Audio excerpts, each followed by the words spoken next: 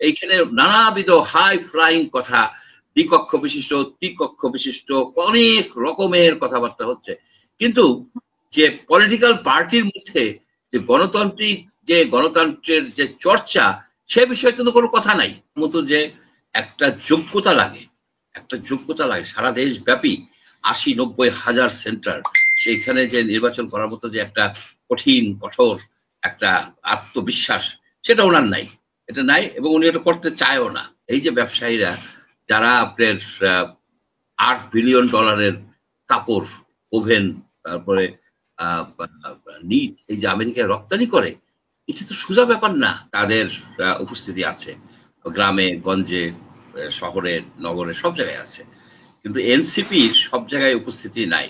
যেখানে উপস্থিতি নাই সেখানে তো চাঁদাবাজি তারা করতে পারতেছে না, করার তো উপস্থিত থাকতে হবে। তো এই একটা বিষয় আছে। কিন্তু নতুন দল, কিন্তু বিএনপি তো বড় দল, সব জায়গায় তাদের আছে। এখন এটা কোনোভাবেই এনসিপি কে চাঁদাবাজি থেকে দায় মুক্তি দেয় না, বিএনপি কেও দায় মুক্তি দেয় না। এটা আমাদের জাতীয় ব্যর্থতা। এই যে চাঁদাবাজি, এই যে আপনার এই কি বলে টাকা আদায় করা, এটার একটা সুরাহা হওয়া উচিত। সুরাহাটা এইভাবে করা উচিত যে যারা আপনার রাজনীতি করবেন তাদের কিন্তু টাকার দরকার আছে। আপনি যদি বলেন যে রাজনীতি করবেন, তারা মিটিং করবেন, এটা করবেন নিজেদের টাকা দিয়ে, সেটা কিন্তু একটা অবাস্তব চিন্তা ভাবনা। এই যে ক্যাম্পেইন ফাইন্যান্স, যেটা ক্যাম্পেইন ফাইন্যান্সের একটা কঠিন আইন থাকা উচিত, যে আমি একটা দলকে আপনার টাকা দিব, তারকে আমি সাপোর্ট করি, আমি চাই যে তারা সংসদে যাক, আমি তাকে আমার ইনকাম থেকে টাকা দিব, এবং সে স্বচ্ছ প্রক্রিয়ায় আমি দেব, যেটা আম আদমি পার্টি করছে। আম আদমি পার্টি যে কাজটা করছে, যে তারা স্বচ্ছ প্রক্রিয়ায় টাকা নিছে এবং সেই টাকা তারা স্বচ্ছ প্রক্রিয়ায় ব্যয় করছে।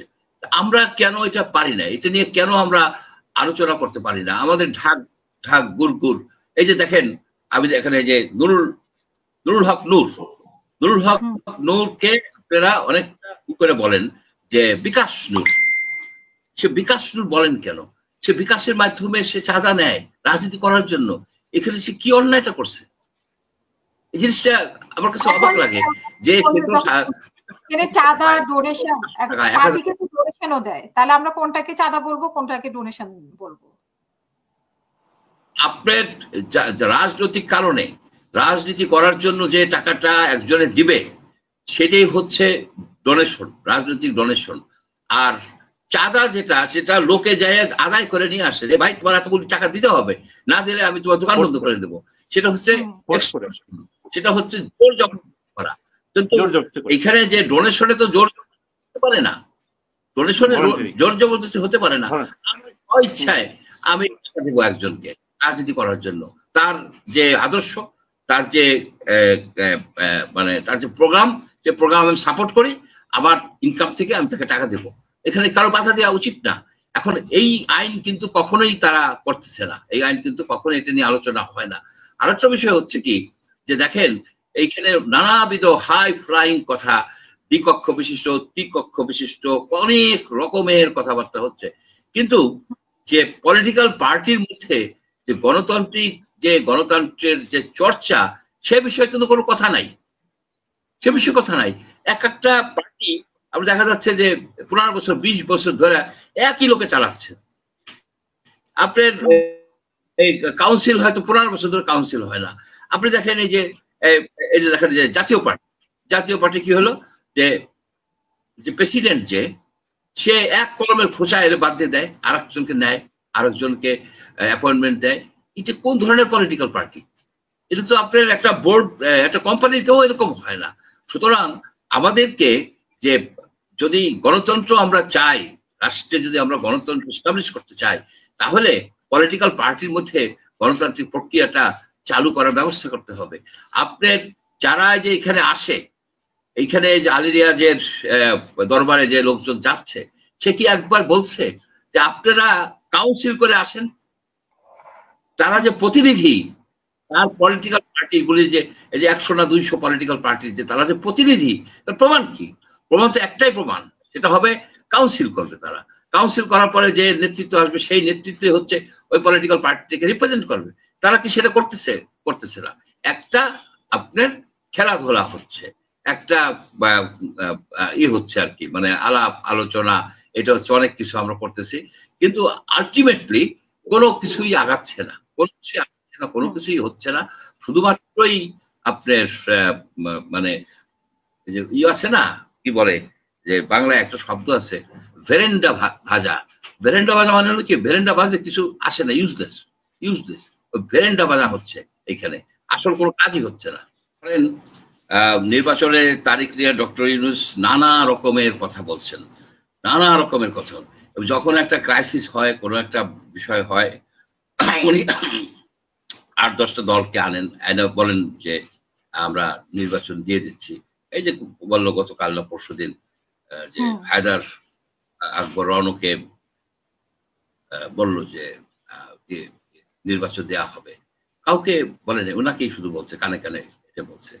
আমি ডক্টর ইউনূসের এই যে নির্বাচন নিয়ে যতগুলি সে তারিখ, নানাবিধ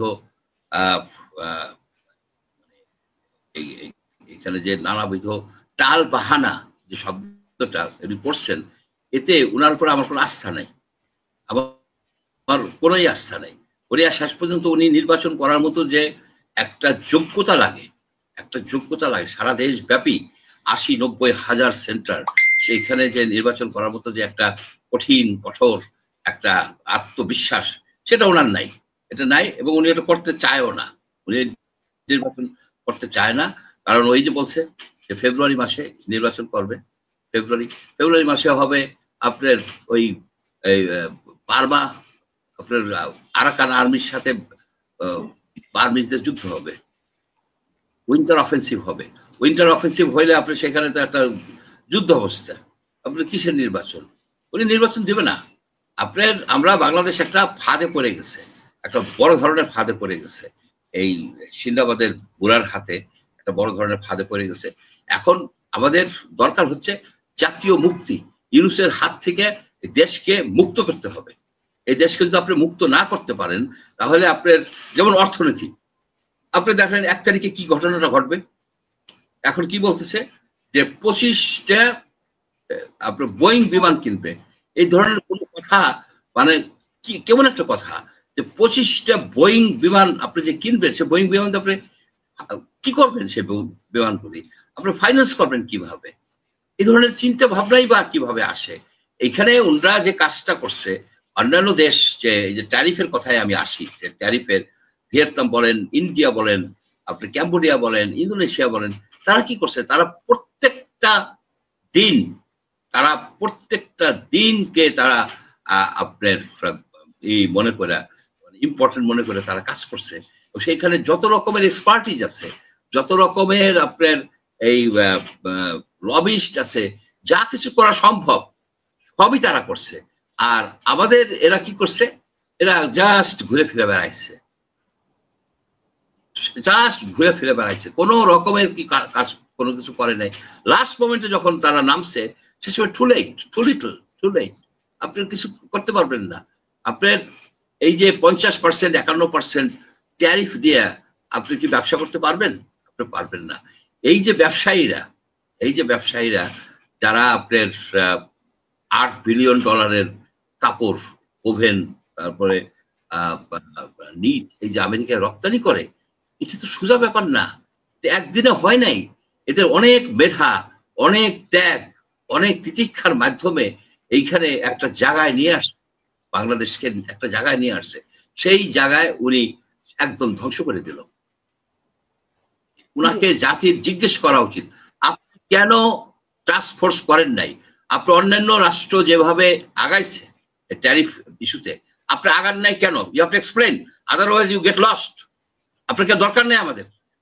আপনার সবচেয়ে গুরুত্বপূর্ণ যে সেক্টরটা, সেই সেক্টরটা আপনি শেষ করে দিন। আচ্ছা, নেগোসিয়েশন করবে কে করবে? আপনার একটা প্রোটোকল আছে তো, নেগোসিয়েশন করার জন্য উনি দিচ্ছে প্রথমে লুৎফে বলে এক লোক, আপনার নাম শুনছেন কিনা জানি না, লুৎফে বলে এক ভদ্রলোক আছে, সে অন্য দেশের নাগরিক, সে বাংলাও পড়তে পারে না, সেই ভদ্রলোকরে দিচ্ছে নেগোসিয়েশন করার জন্য, সে কিছুই করতে পারে নাই। পরে গেছে এই যে খলিল, এই যে ডক্টর খলিলুর রহমান, সে হচ্ছে ন্যাশনাল সিকিউরিটি অ্যাডভাইজার। এই ভদ্রলোকের সাথে কেন তারা আলোচনা করবে ন্যাশনাল সিকিউরিটি অ্যাডভাইজারের সাথে? তারা আলোচনা করে নাই। লাস্ট মোমেন্টে যখন এই আপনার কি বলে কমার্স ডিপার্টমেন্টকে ইনভলভ করছে, তখন কিছুটা গতি পাইছে। কমার্স ডিপার্টমেন্টকে যখন তারা ইনভলভ করছে, এমনকি যে যারা বিজনেসম্যান, যাদের সবচেয়ে বেশি হারানোর কথা, এইখানে সবচেয়ে বেশি ক্ষতিগ্রস্ত, তাদেরকে আপনি নেন নাই কেন? আপনি একটা নন ডিসক্লোজার চুক্তি করে বসে আছেন, আপনি তাদেরকে জানাতে পারবেন না। এই যে একটা নির্বুদ্ধিতা, এই যে একটা আনাড়িপানা, এটা তো কোনো মাপ নাই, আপনি জাতীয় স্বার্থ নিয়ে, জাতির স্বার্থ নিয়ে আপনি তো খেলাধুলা করতে পারেন না। আপনার তো সেই খেলাধুলা করার জন্য আনা হয় নাই। আপনি যদি নাই পারেন, আপনি ছেড়ে দেন। আরো অনেক লোক আছে বাংলাদেশে যারা রাষ্ট্র চালাইতে পারে, যারা ইম্পর্টেন্সটা বুঝতে পারে যে আমাদের স্বার্থগুলি কি কি, কোথায় আমাদের স্বার্থ জড়িত আছে।